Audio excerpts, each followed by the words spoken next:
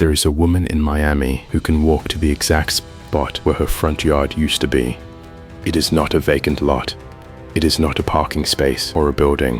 Where the grass in front of Agnes Rowan Morton's childhood house used to be, there is now a concrete column, several feet across, carrying the weight of Interstate 95 about 40 feet over her head.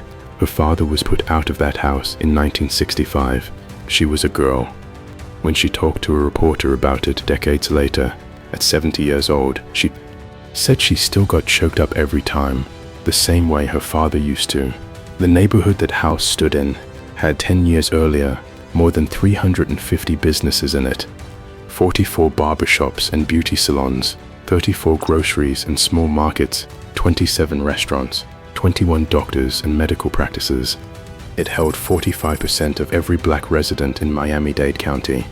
Ella Fitzgerald sang there, Count Basie played there, Zora Neale Hurston stayed there.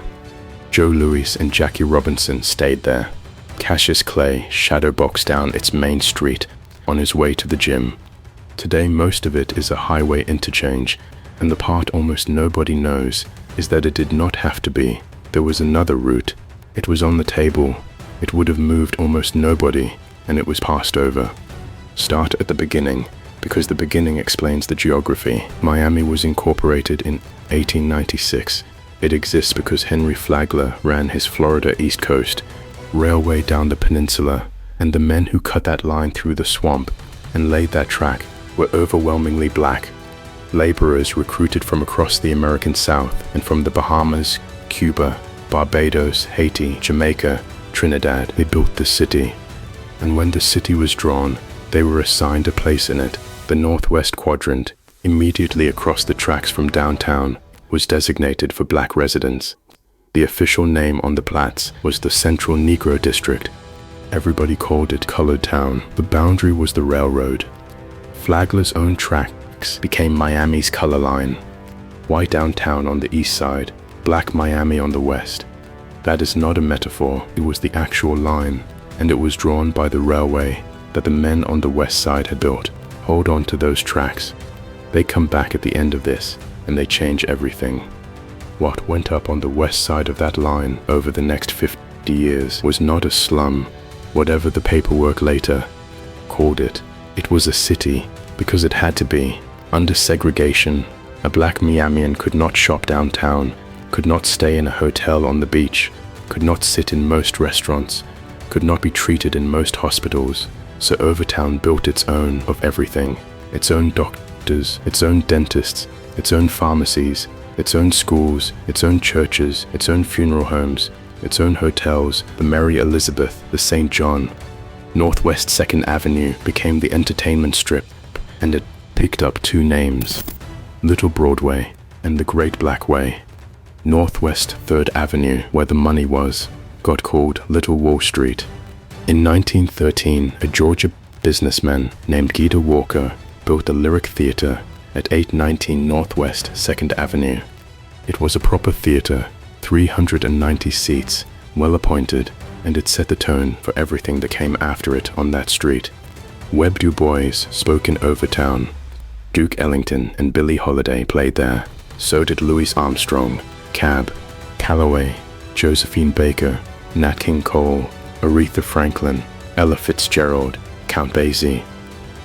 And here is the mechanism that made Overtown rich, which is one of the strange ironies of the segregated South. Those performers were booked into the white hotels on Miami Beach, the Fontainebleau, the Eden Rock. They played to white audiences for very good money. And then, when the show finished, they could not sleep in the building they had just performed in, or eat in it, or in many cases walk out through the front of it. So they crossed back over the causeway to Overtown, and Overtown was awake and waiting. They ate there, they stayed there, and very often they played a second show there at 2 or 3 in the morning for a black audience, without the constraints of the beach gig. The after-hours sets in Overtown were the ones the musicians talked about for the rest of their lives. In January 1963, Sam Cooke played the Harlem Square Club in Overtown, and the show was recorded. It sat unreleased for more than 20 years because the label thought it was too raw for his pop audience. It is now regarded as one of the greatest live albums ever made. But the music is the part that gets remembered, and it is not really the point. The point is what it was like to live there. A woman named Dorothy Nixon, who grew up in Overtown, described it in an interview that now sits in the special collections of the University of Miami's library. She said she went to school within 2 blocks of her house. She went to church within 1 block of her house. Her father's business and her grandfather's business were both right down the street from her house, and she knew everybody, she said, in the surrounding 10 square blocks. 2 blocks to school, 1 block to church. 2 generations of family business on the same street. That is what was there. Segregation locked Black Miami out of the rest of the city, and in doing that, it concentrated every dollar, every business, every night out, and every ambition into about 200 acres. That concentration was the neighborhood's whole economy, which is exactly what made it possible to destroy the whole thing at once. By the mid-1950s, Miami had 2 problems it wanted solved, and it decided they were the same problem. The first was traffic. The city was growing fast, and moving people from the north end of the county to downtown and the beach was a genuine bottleneck. Everyone agreed a limited access expressway was needed. The second was that downtown business interests wanted room to expand, and the thing sitting immediately northwest of downtown was Overtown. Federal money made both solvable at once. The Housing Act of 1949 funded slum clearance. The Federal Aid Highway Act of 1956 funded 90% of interstate construction. Between the two, a city could clear a district and get Washington to pay for most of it, and could describe the whole operation as progress. Nationally, that combination destroyed something on the order of 1,600 black neighborhoods between 1940 and 1970. And in Miami, the planners had a choice about where to put the road. The corridor that made obvious engineering sense was the one already cut through the city, the old railroad right-of-way.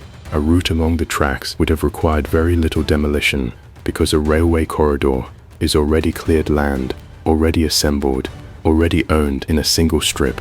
Marvin Dunn, the historian who has documented this more thoroughly than anyone, has been direct about it. There was a plan involving minimal displacement running over the old railroad tracks, and it was overlooked.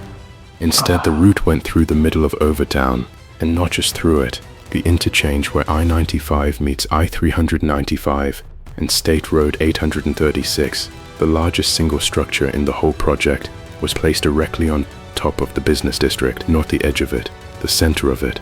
Now here is the part of this story that almost never gets told, and it is the part that makes it impossible to call this an accident. Somebody objected. Her name was Elizabeth Vyrick. She was a white woman, born in Winchester, Kentucky, educated at the University of Wisconsin and Columbia, trained in interior design and architecture. She collected orchids and antiques. On paper, she is about the least likely housing activist in Florida. In 1948, she went to a meeting of a civic club in Coconut Grove and heard a black Episcopal priest named Theodore Gibson speak about the conditions his congregation was living in. Gibson had grown up in Miami and gone to Booker T. Washington High School, and he stood up in front of a room of white residents and told them, "My people are living 7 deep." Vyrick went to his office the next day and asked what could be done. What they did together over the following years is remarkable. There were 482 outhouses in Black Coconut Grove in 1948.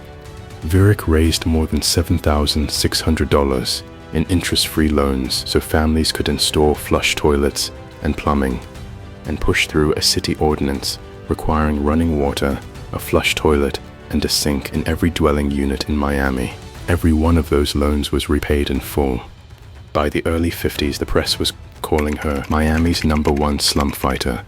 She spent decades on this. She was still at it into her 90s, and when the expressway plan came for Overtown, Elizabeth Vyrick opposed it.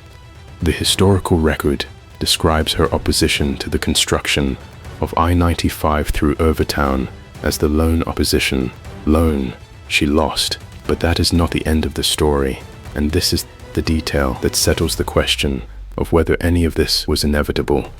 Because when the same highway was later proposed to extend south into Coconut Grove along the US 1 corridor, she fought that too, and she won. Same woman, same road, same arguments about traffic and progress and the unfortunate necessity of moving people. Two neighborhoods. In one of them the objection failed and 12,000 people lost their homes. In the other the objection succeeded and the highway was stopped. The difference between those two outcomes was not engineering. In 1959, the Miami Slum Clearance Department produced an estimate of how many people the Overtown project would displace. The figure was 10,000. That number was known in writing before the first building came down. The clearance ran through the first half of the 1960s, and it took nearly 40 blocks. Hundreds of businesses, dozens of churches, schools, the core of 2nd and 3rd Avenue, housing across the heart of the district. Over 12,000 residents were forcibly relocated. Nearly 100% of them were black.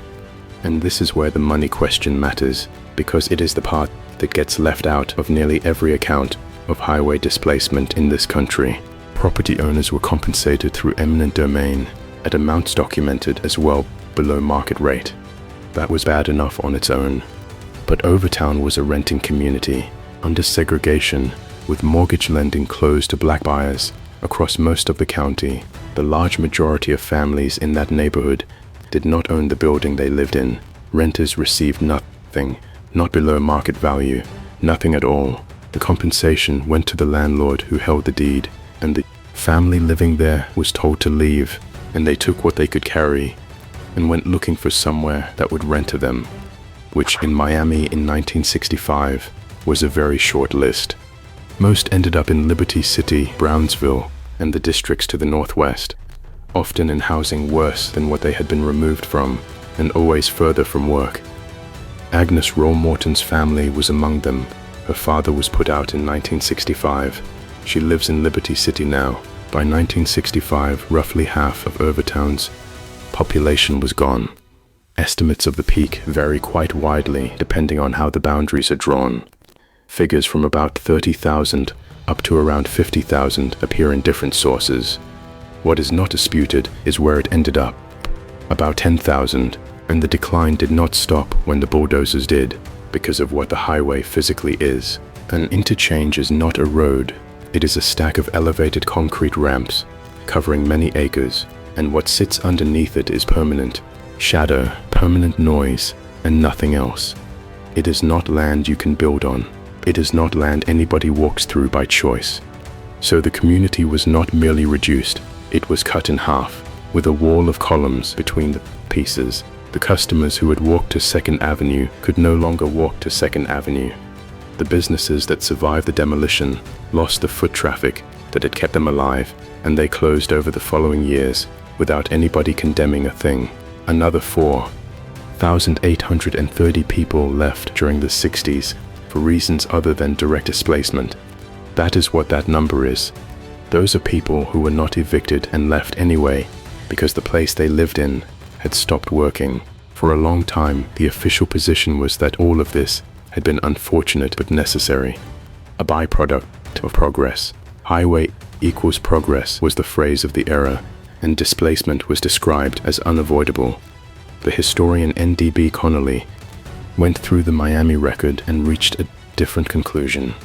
In his History of the City, he wrote that the disruption and pain these projects caused was not, as some have argued, the result of a political accident or a bureaucratic misstep by otherwise earnest housing reformers. His words, displacements were intentional. Then Florida International University's Institute of Government, under Milan Dluhy, ran the historical analysis. It was the first study to formally confirm what everyone in the neighborhood had been saying for 30 years, that I-95, I-395, State Road 836, and the associated urban renewal projects had a disastrous effect on Overtown and helped destroy a viable black community. The researchers also looked at Atlanta, Jacksonville, Nashville, New Orleans, and Tampa to see whether Miami was unusual. It was not. Dluhy's summary of what they found in every one of them was the same. They took a big hit when the urban expressways went through and they never recovered. What came after is the part that gets used against the neighborhood. By the late 70s and early 80s, Overtown had high unemployment, poor housing, and a relationship with the police department that had gone past repair. On the 28th of December 1982, a police officer shot and killed a young black man named Neville Johnson Jr. in an Overtown arcade. 3 days of unrest followed. 1 more person died, 26 were injured, 43 were arrested. That is what most of the country knows about Overtown, if it knows anything. What it does not know is the sequence. The 40 barbershops came first, the 350 businesses came first, the 2 blocks to school and the 1 block to church came first. Then 12,000 people were removed, the business district was buried under a highway interchange, and the neighborhood was left with a fraction of its population and none of its economy. The unrest came 20 years after that. Not everything was lost, and one person in particular is the reason.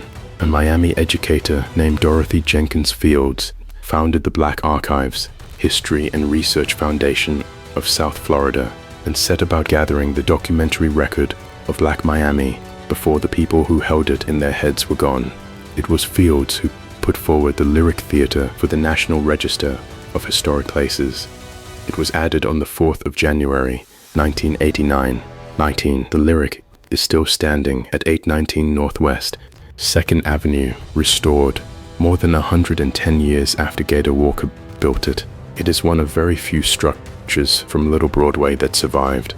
There is a metro rail station a short walk away that carries the name Historic Overtown. And a few years ago, the Black Police Precinct and Courthouse Museum in Miami mounted an exhibition of photographs and film and objects from the neighborhood as it was before the highway. They called it anything but a slum. Walk the district today, and there is not much else to read. A few blocks of housing, some churches, a great deal of surface parking, government buildings, and the interchange, which is enormous and inescapable and produces a sound that never stops. There is a project underway now to build a park beneath part of the elevated highway, around 33 acres, most of it in Overtown, and to acknowledge in some formal way what happened there. And here is the thing to hold on to. Everybody understands that a city needs roads, that roads have to go somewhere, and that somewhere is always somebody's street. That is the argument that was made in 1960, and it is the argument that still gets made, and taken on its own, it is not unreasonable, but in Miami it was not true. The corridor was already there. Flagler's Railway had cut a cleared right-of-way straight through the city 70 years earlier, and running the expressway along it would have displaced almost nobody. The engineers knew it. It was on the table. It was passed over. The same tracks that had been used to draw the color line in 1896 could have been used to spare the neighborhood in 1960. And we know it was a choice rather than a necessity, because when Elizabeth Varick made the identical argument about Coconut Grove a few years later, the road stopped. Instead, it went through the middle of Overtown. The interchange went on top of the business district. 12,000 people were moved. The renters among them were given nothing. And a concrete column now stands in the place where a girl named Agnes Roll used to play in her front yard. That column is holding up a highway that did not have to be there.